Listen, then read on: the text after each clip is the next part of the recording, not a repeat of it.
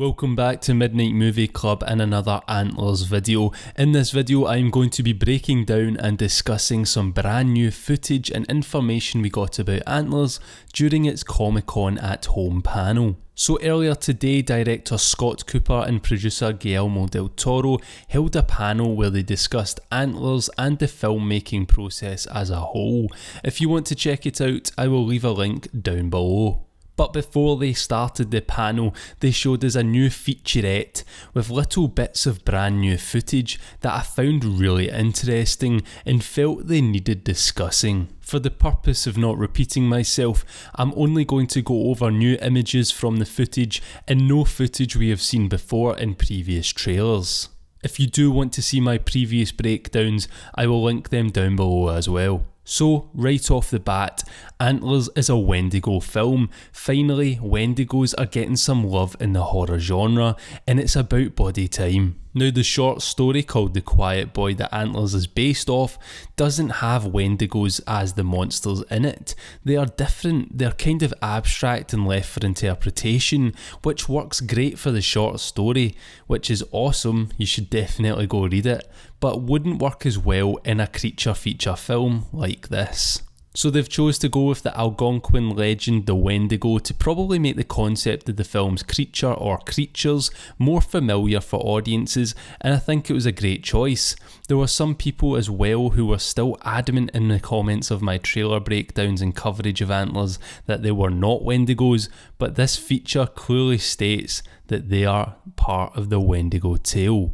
As director Scott Cooper says that Antlers tells us the story of the Native American mythology of the Wendigo, we see two men venturing into this industrial mine-like building that we have seen in a lot of the trailers. I believe that the Wendigo makes this area its lair.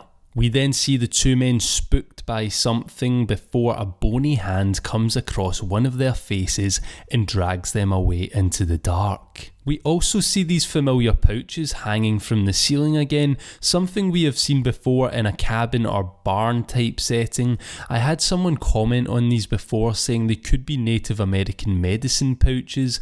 I also thought they could have been made to ward off the Wendigo spirit or something like that, but it seems like if that was the case, it's pretty ineffective. It is unclear what these men are doing in the mine before they are attacked by the Wendigo. Maybe they are workers or squatters, or they could actually be hunting for the Wendigo. Maybe they think a wild animal is what is killing people around town and they go looking for it, only to find the Wendigo. We also get some dialogue from First Nations consultants, and one of them tells us that the Wendigo is an allegory where there's a spirit that comes to reconcile what the people are doing incorrectly. One of the things I've loved about covering Antlers here on the channel is learning more about the legend and hearing from people with a lot of knowledge on the subject, so it was awesome that they included some of that in this featurette.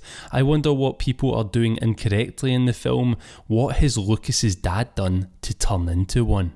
Del Toro then says all this rage and all this abuse incarnates this creature, so maybe Lucas's father is abusive towards him or something like that, and the spirit has latched itself onto him because of the hate and rage inside him. We then see Graham Greene's character Warren Stokes again looking at a dead, mangled up body in the woods. As he says, the Wendigo, it translates to a diabolical wickedness that devours mankind.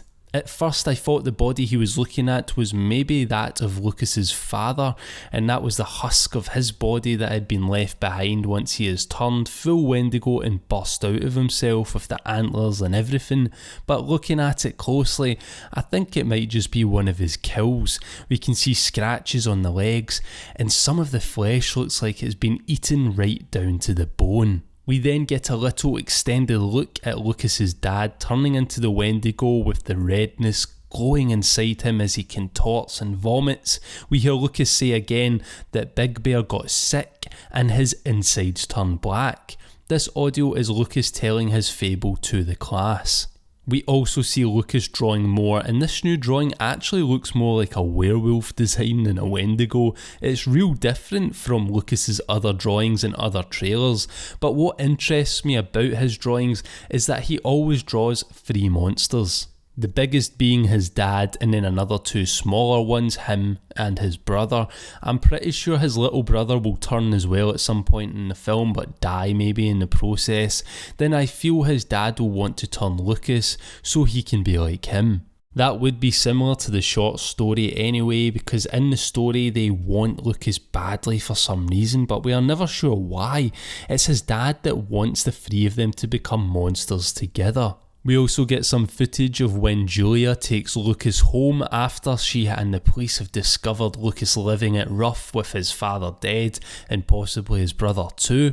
This is where we hear Lucas say, "He's not dead, he will come for me," which is very close to the short story and in the same setting. I wonder if we'll see the poor pizza boy. If you know, you know. The featurette then cuts to Julia's brother, the sheriff, finding a body in Lucas's home in the attic, and I actually do now believe that this may well be Lucas's dad. I reckon that this is the husk of his body that is left behind after his transformation into the full Wendigo.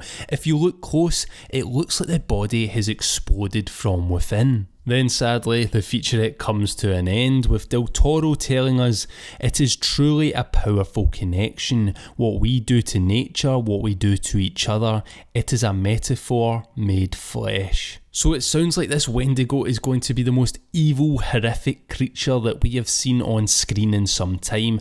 I also just love the last few shots. This one here of the Wendigo's slender, almost bark-like arm in the passage of this doorway. I am buzzing to see what awesome practical effects they pull off for the creature design. Anyway, let me know what you made of the featurette in the comments section down below. Has it raised your hype for Antlers more again after the change in release date? And if you enjoyed this video, then please do leave it a like, it helps the channel massively. And if you haven't already, then what are you doing? Subscribe to join the club. As always, thank you very much for watching and good night.